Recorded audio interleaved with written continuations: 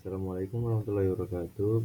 Saya Wahid Fadila dari Teknologi Rekayasa Logistik. Saya akan mempresentasikan aliran energi dan daur ulang biogeokimia.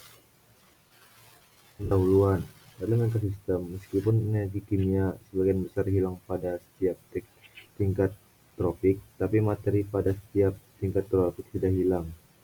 Biotik atau abiotik yang ada di bumi tersusun oleh materi. Materi ini tersusun oleh unsur-unsur seperti karbon, oksigen, nitrogen, hidrogen, belerang atau sulfur, dan fosfor. Unsur-unsur tersebut masuk ke dalam komponen biotik melalui udara, tanah, ataupun air. Siklus atau daur biogeokimia berfungsi sebagai penjaga kelangsungan hidup dan mengembalikan unsur-unsur kimiawi yang sudah dipakai oleh semua komponen yang ada di muka bumi. Pengertian biogeokimia.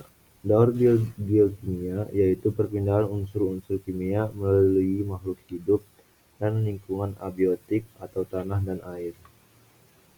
Dalam daur biogeokimia dikenal dua macam daur, di antaranya yaitu daur edapik dan daur atmosferik.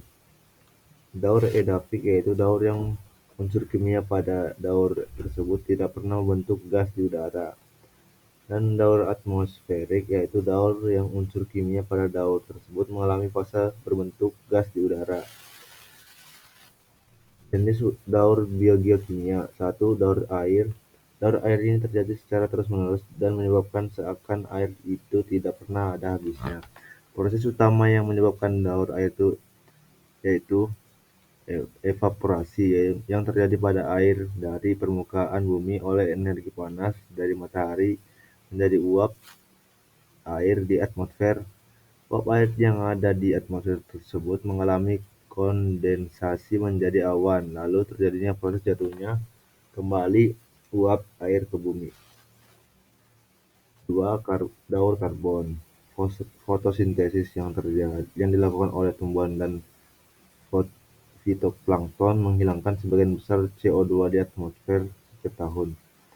Kuantitas ini kira-kira sama dengan CO2 ditambah ke atmosfer melalui respirasi seluler oleh produsen dan konsumen. Pembakaran bahan bakar fosil dan kayu menambah sebagian besar CO2 ke atmosfer seiring waktu geologis. Gunung berapi juga menjadi sumber CO2 yang substansial. 3. Daur nitrogen. Jalur utama bagi nitrogen yaitu buat memasuki ekosistem yaitu melalui fikasi nitrogen. Konversi N2 menjadi bentuk yang bisa digunakan buat mensintesis senyawa nitrogen organik. Bakteri yang ada di tanah mengubah nitrogen ke berbagai bentuk yang berbeda. Beberapa bakteri melakukan denitrifikasi, nitrifikasi, dan redukasi dari nitrat ke gas dan nitrogen. Dan yang keempat, daur fosfor.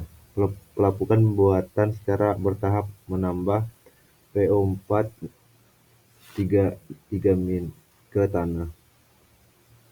Beberapa larut ke air tanah dan air permukaan dan akhirnya menuju laut. Fosfor yang diambil oleh produsen dan dimasukkan ke dalam molekul biologis bisa dimakan oleh konsumen. Oke, sekian dari penjelasan saya.